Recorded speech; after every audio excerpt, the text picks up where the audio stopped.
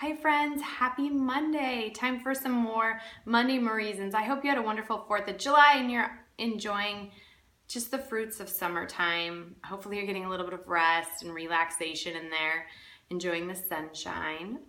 Today I'm excited to share my Monday Marieson with you, and it boils down to a word, and it's the word that got everything started. So all these crazy videos, this vision that is kind of playing out, all started with a word. And let me back up and share my story. If you don't know me or know anything about my story, I went to Berkeley, studied business, went into the business world, climbed the ranks as expected, achieved success,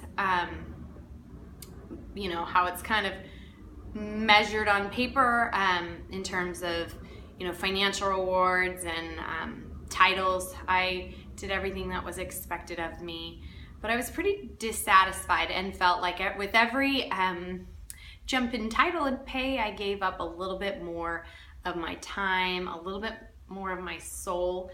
I just felt like I wasn't doing what I was supposed to be doing, but I didn't know what I was supposed to be doing either. So I was kind of in this weird place. And then terminal cancer hit my family. Started in January of 2014. My sister's husband, Michael, was diagnosed with terminal brain cancer. And I continue to work crazy hours, but help out. And there was this crazy juxtaposition in my life of how incredibly short life was, and then just kind of living in the reality of the here and now. And then a good friend of mine had a sudden heart attack and passed away. And I came home from spending the evening with his wife, who had become a widow. And I told my husband there was something incredibly urgent about life. So hold on to that word. This whole Marieson is framed around the word urgent. I just came home saying that. Some people would call that intuition or gut instinct. I am a person of faith, and I believe in the Trinity, and I believe it was the Holy Spirit speaking. You know, it's something that made sense to me, and something that I just knew to be true. And I quit my job 2 or 3 days later. Then, as things seem to happen in threes, I don't know why that is. My brother-in-law Brian, when I quit, at the time he was just exhibiting some minor symptoms, which we just really didn't think would be a big deal. And that word urgent would come into play pretty quickly. So I was available, unemployed, and their world crumbled. 2 weeks after Michael had passed away, Brian was diagnosed with the same type of brain cancer. And I was available to help and serve my family in a way that I'm thankful that I was able to do and still do. And I was able to walk alongside them through that journey. And Brian passed away in March of 2016, so this year. And it's been a crazy ride. And what I've learned through the journey is that there's hope in the middle of hopelessness. There's purpose to be gained. Even in the hard stuff, God can teach you a lot of lessons. While we didn't get the prayers answered that we had, pleaded for, we take what we learned and we're applying it to life. And for me, it's given me a newfound sense of purpose. It's redirected my path.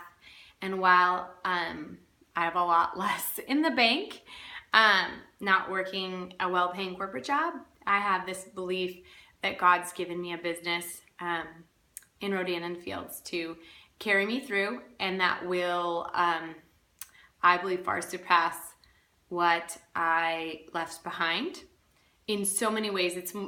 So I use the phrase make wealth, and for me, wealth is way more than padding your pocketbook. It's about life experience. It's about pouring out over other people. So it's about generosity, the ability to give bigger, and it's about money too, and it's about time. So it's about all these things. So I believe God will help me to make wealth in a whole different way than I was doing before.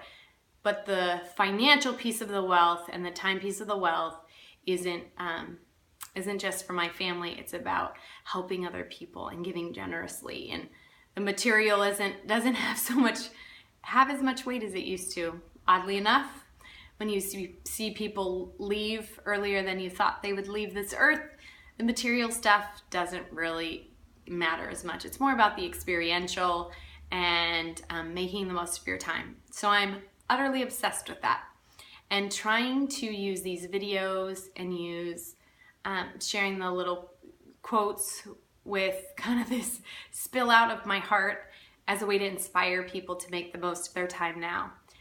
So back to that word urgent. We are living in urgent times. I mean, turn on the TV, look at last week.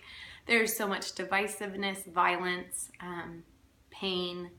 It's overwhelming if you start and think about it. People are worried to go to the movie theater or make a trip. We just live in a different era. And so that's pretty heartbreaking. It just really resonates, the word urgent, for me. And then I've landed in the middle of this community of cancer because we've been touched so profoundly by it. And we've been so open with our journey that it's allowed people to come and seek refuge and be known. And that's been beautiful. God's shown me a massive purpose in our narrative and how it can be used to help other people. So I'm thankful for that. But there's some heavy stories going on right now. People whose lives have been flipped upside down so quickly in the blink of an eye, urgently. And what I want to share is live your life urgently now, because it can happen to anyone. And I'm watching it happen to people who are watching me, and thought, gosh, that's really sad. And now tables are turned, and they're in this space of being brokenhearted. And I just don't want people to take for granted a calm space or a status quo space. I want them to think about it now. Not that I want anyone to be fatalistic or live in fear, because that's not what I'm going for. I'm going for encouraging people to live passionately today, and to really think about what they want their life to mean today. Making their life worthwhile, making wealth, making yourself wise, all these good things to just fill your soul. So I just want people to think about urgency today, not because something bad is going to happen, but because you would just want to make the most. And if something comes, you're mentally ready. You've already kind of started the path of experiencing life. So that's my word of encouragement to you today. I also have a request that people would just throw out some prayers. There are some people I know that are in pretty wrecked places, especially when it comes to cancer right now. So I'm going to ask you, my friends, to raise up some prayers. There are some people that need some prayers in a big way. So can you rally your hearts and just ask whatever you believe. I know I've got friends that maybe aren't prayers. If you could just utter a good thought, if that feels more comfortable to you, that would be great. For those of you that value prayer, if you could pray. There are some families that deeply need prayer right now. And if I get emotional, it's because I know what that looks like. So please say some prayers that will affect world change. So, and just pray for peace, pray for healing, all that good stuff. So anyways, I hope this is not intended to be a sad message. This is more intended to be an encouraging message.